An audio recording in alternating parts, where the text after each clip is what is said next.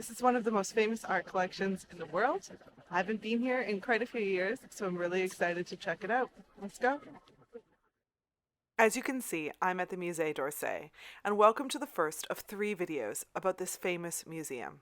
Together, all 3 parts of this series will take you on a journey through the history of Impressionism, from its origins as a backlash to the Salon and academic art, through to the 8 Impressionist exhibitions that took place through the 1870s and 1880s, right through to post-Impressionism, with painters like Van Gogh and Gauguin.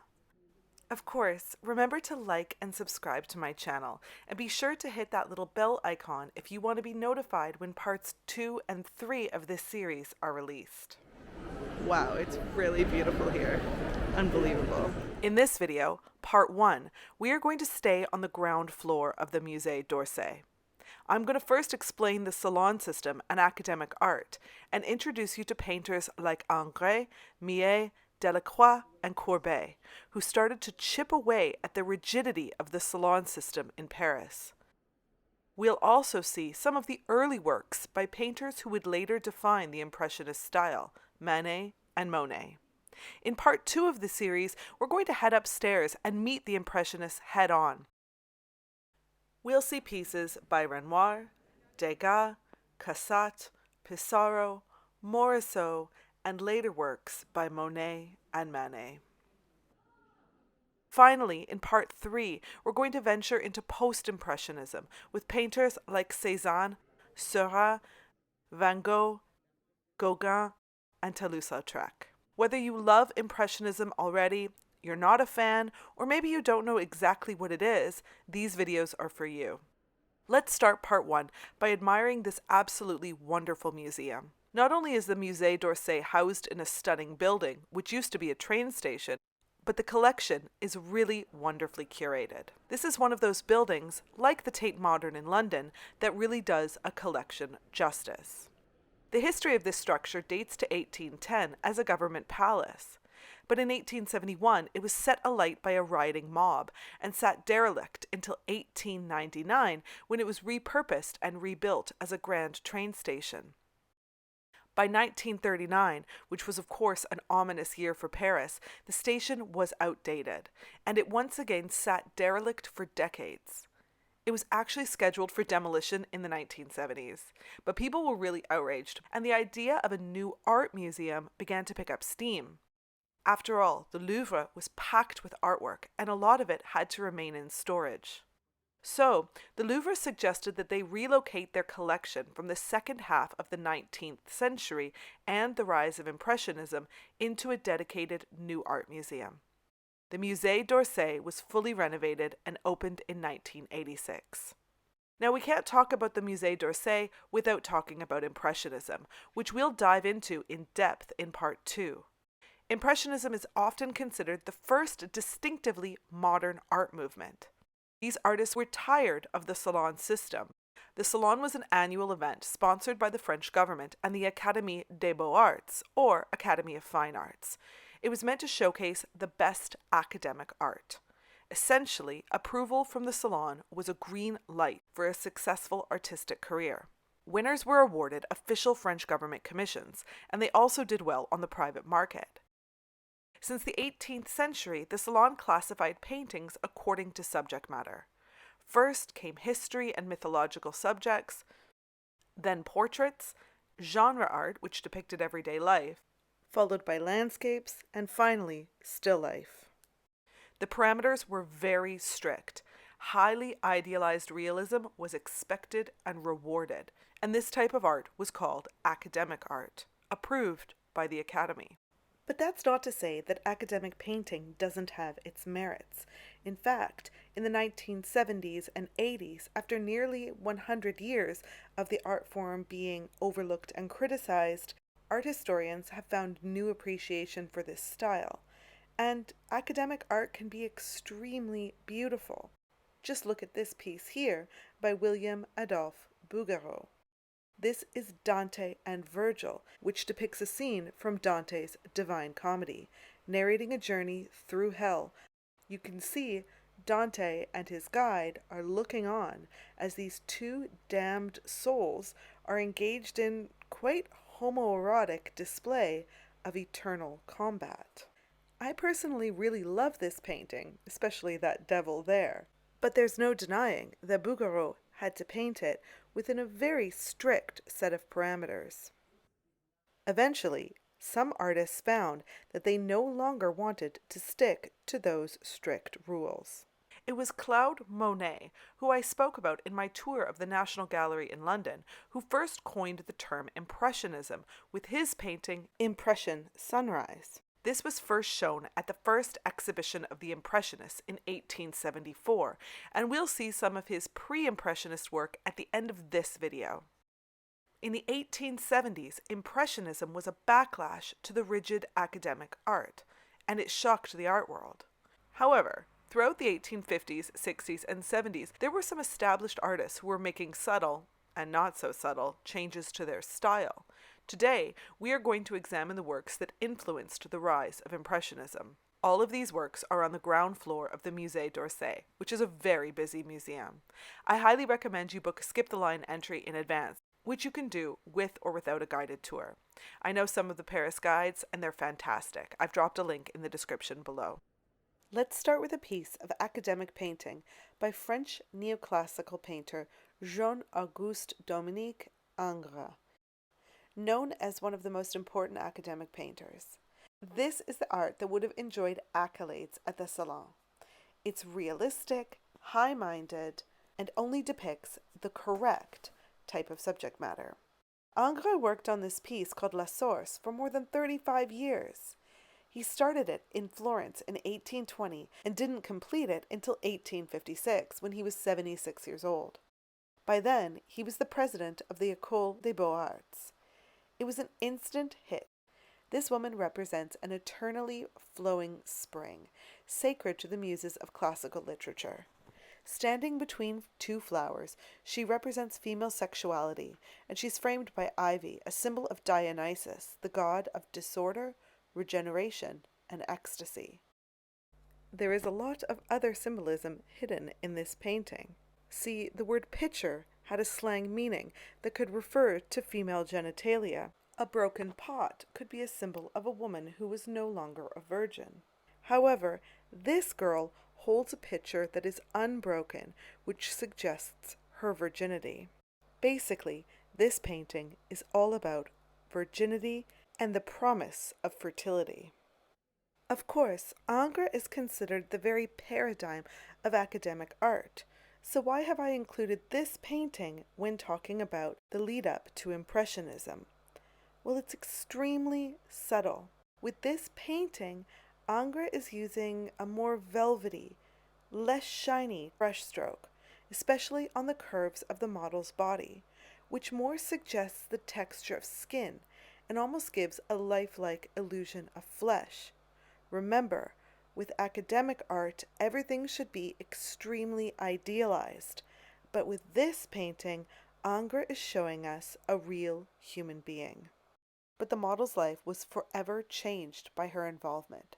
She was the young daughter of Ingres' concierge, and her morality was deeply in question after posing for this painting. She's said to have died of alcoholism. Later, Irish novelist George Moore said, "What care I that the virtue of some 16-year-old maid was the price for Ingres La Source. That the model died of drink and disease in the hospital is nothing when compared of the essential that I should have La Source, the exquisite dream of innocence." I mean, yikes. But remember, this was common. Women's lives, especially poor women's lives, were considered secondary to the art that they could inspire. I think the Guerrilla Girls would have a lot to say about this. In fact, the Guerrilla Girls used another of Ingres' paintings, La Grande Odalisque, for their, quote, "Do women have to be naked to get into the Met" campaign. By the way, let me know if you'd like a video just on the politics of women's bodies in art galleries. You can see that I got here pretty early, so it's not too crowded yet. Now I'm making my way towards another powerhouse of academic art, a piece by Eugène Delacroix, The Lion Hunt. In 1854, the director of the Fine Arts Department at Musée de Bordeaux asked Eugène Delacroix to create a, quote, painting, first submitting the subject and the sketch to me for approval. This was his topic: the wildly extravagant and riotous lion hunt, inspired by engravings after Rubens' paintings, The Hunt. This painting is actually a sketch for a massive painting he then delivered in 1855, which was sadly damaged in a fire at the Musée de Bordeaux in 1870. If you want to see one of his previous works in detail, watch my video about the Louvre, where I talk about one of his masterpieces, Liberty Leading the People. Instead, what we're seeing now is called a preparatory work, as it's basically a preparation for a larger canvas. It's all about his mood and the colors. Instead of Delacroix's precise painting style, this is a frenzied riot of brushstrokes as he tries to get his ideas out onto the canvas. Think of it like scribbling down some brainstormed ideas. The elements of the lion hunt are barely visible, but you can see the rearing horse in the center. There is a violent whirl of colors, yellow, blue, and red. The final work so inspired poet Baudelaire that he said, quote, "Never have more beautiful, more intense colors been channeled through the eyes to the soul." This study and the lost painting that came next were reviled by critics, but they were seminal, exciting, and influential. 20 years earlier, no one could have predicted that the romantic master Delacroix would influence the bad boys and girls of the next generation of painters. But yet here we are. The expressive use of color predicts what would soon come next. We're approaching a truly famous painting. In fact, I had this painting on the wall of my house growing up. I'm not sure if my mum knew who it was by or what it represented. It's just a nice piece of its own merit, and we did live on a farm at the time. This is the Gleaners, painted in 1857 by Jean-François Millet, a French painter renowned for his paintings of peasants.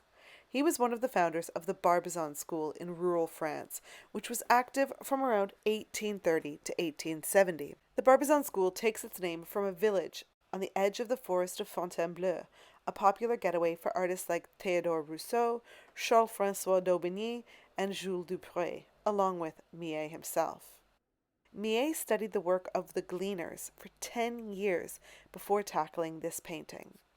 Remember, although we see these subjects as pastoral bliss, this was a very unusual and even controversial subject matter for the time. The works in the Paris salons were all about idealized beauty or heroic war. But instead, Millet is focusing on peasant life, showing their back-breaking labor as they pick or glean ears of corn missed by the harvester. He illustrates the back-breaking, repetitive movements of the gleaners, bending over, picking up the ear of corn, and straightening up again, on repeat. While these peasants pick their meager harvest, there are symbols of abundance behind them, many haystacks, sheaves of wheat, and the harvesters themselves.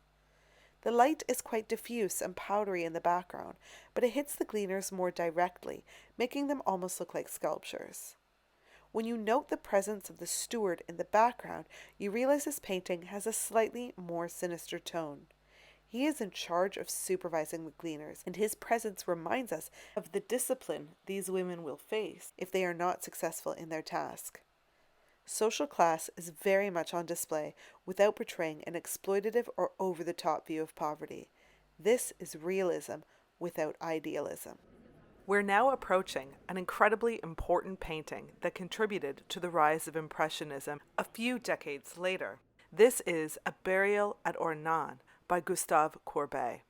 I really love this painting, not just for the subject itself, but also for how much it would go on to influence the Impressionists and artists to this day. Now I'm going to level with you. There is another very famous painting by Gustave Courbet in the Musée d'Orsay, and I'm not talking about this self-portrait called The Desperate Man. But I'm not going to be showing that one today because I don't fancy being removed from YouTube. It's a close-up painting of a woman's naked vulva and torso, and it's called L'Origine du Monde, or The Origin of the World. It was extremely influential, and I recommend having a look at it either on Google or when you're here at the Musée d'Orsay. But for today, we're just going to be focusing on this painting, painted between 1849 and 1850. About himself, Gustave Courbet said, "When I stop being controversial, I'll stop being important." This piece is just over 3.5 meters, that's 10 feet high, and 7 meters across, over 20 feet across. This painting rocked the art world. It has been described as, quote, an upstart in dirty boots crashing a genteel party. Now, I know to our 21st century eyes, it can look a little bit unremarkable. It just looks like a painting. But let me tell you what made it so shocking. Well, of course, it's called A Burial at Ornans, and it includes more than 40 human-sized people, almost all of them wearing black. We encounter them as we walk through the Musée d'Orsay, and it's almost like we're attending the funeral alongside them. Remember, people attended the Paris salons and expected to see uplifting paintings that affirmed their positive views of history and human nature. For instance, they would expect to see something like this, Thomas Couture's The Romans of the Decadence. This massive painting shows us ancient Romans luxuriating, surrounded by columns and statues. Something like Millet's The Gleaners was somewhat acceptable, even though it did show the unpleasant topic of work. That said, it was small and quiet, and still quite pleasant to look at. But here, we see Courbet doing something completely different. Instead of the Salon's approved topics, Gustave Courbet paints the village citizens standing around at his uncle's funeral in the village of Ornans. Something like Couture's Romans is all about transcendence and beauty, but Courbet's funeral is humble. There's no romanticized grief, no histrionics, and no exaggerated gestures. And there's no beauty, just bored-looking clergy and villagers. That was especially shocking in a canvas of this size. Courbet is purposely breaking the rules of French painting at the time. A canvas this large should depict historical events or gods or something in an idealized light. Proper artists use models, not average people at a funeral. A Burial at Ornans defines realism in French painting. Look at the dog, who appears to just have wandered into the frame. Courbet wants to depict things as they just happened, rather than in an idealized light. He also depicts the gravedigger, the mundane labor present at any funeral, but that would never normally be shown. A generation later, the Impressionists would do the same, depicting people and subject matters that were normally not covered by the Salon. Let's look at the attendees. The oldest generation are closest to the grave. They were of the deceased generation. You can see their old-fashioned breeches, all of whom had lived through the 1789 French Revolution. You can also see Courbet's father in the top hat, and his mother is comforting the deceased's daughter at the far right. In the younger generation, you can see Courbet's 3 sisters holding handkerchiefs to the right. Courbet knew this would be controversial, and he was right. The salon attendees focused on the mourners' appearances and called them revolting, ugly caricatures. On such a serious and somber occasion as a funeral, they asked, why depict such specific portraits of common people? Where was the beauty and grace, for God's sake? However, Courbet's artist friends knew that he was onto something. He spent a lot of time in the Louvre studying 17th century Dutch and Spanish paintings. He's referencing the dark costumes of Rembrandt and Frans Hal in this painting. Some even compared it to El Greco's Burial of Count Orgaz, where the figures are arranged similarly at the bottom of the canvas. No matter what, here Courbet shows us and the Salon that even provincial laborers like the gravediggers were worthy subjects for art. He was 30 when he showcased this painting at the 1850 Salon, and his risk paid off. I mean, after all, we're still talking about him today. Although that might be because of L'Origine du Monde. I mean, that one's pretty memorable, even by today's standards. This is my favorite painting in the Musée d'Orsay, Olympia by Édouard Manet. He believed in a radical rejection of traditional subject matter, and he was lambasted by the Paris Salon crowd. This painting, completed in 1863 and entitled Olympia, shook French painting to its core, and it continues to influence us to this day. It was displayed at the 1865 Paris Salon, where it caused a complete uproar. Not because of the woman's nudity, I mean, we already saw La Source, but because of her bold stare and the fact that she dares to make direct eye contact with us, the viewer. The nude woman was interpreted as a sex worker in her brothel. The model for the painting is Victorine Meurent, who later became an accomplished painter in her own right, but could never shake the scandal associated with this painting. Her servant is portrayed by art model Laura, who was herself an important artist model at the time. Here she is painted by Jacques-Eugène Féen. Olympia stares at us without shame, looking directly at her viewer, almost challenging them. She is relaxed, yet she is surely trying to unnerve the viewer. This painting became so notorious that the name Olympia was associated with all sex workers in 1860s Paris. Manet has abandoned academic art conventions here and used quick brushstrokes, direct lighting, and shallow depth. Olympia's nudity is not hidden. It faces us head on and forces us to confront her. Though Manet wanted to shake things up and buck academic art, he did have a respect for his forebearers. He was very inspired by Titian. You can see here the inspiration he draws from Titian's 1538 Venus of Urbino. Titian's Venus subtly covers her genitals, but Manet's Olympia is much more matter-of-fact. Let's also have a look at a few more details, including the black cat. Titian's work has a dog, but Manet is trolling us a bit here. A cat had, let's say, similar connotations as it does today. Laura's servant reminds us of the racial stereotypes common in 19th century France. At the time this was painted, slavery had only been abolished in France 15 years earlier. Now don't worry, we're going to come back to Manet when we head upstairs in part 2. Now I'm heading back into the main hall of the Musée d'Orsay, where you could really spend all day just admiring the sculptures. Let's take a brief look at one of these sculptures. This is La Danse, an 1868 sculpture by the French artist Jean-Baptiste Carpeaux. Made from marble, it was designed to decorate the facade of the Opéra Garnier in Paris. Carpeaux is depicting the dance of Bacchus, but the nakedness of the subjects was thought to be obscene. Some critics even said that respectable women could no longer attend the opera with this statue nearby.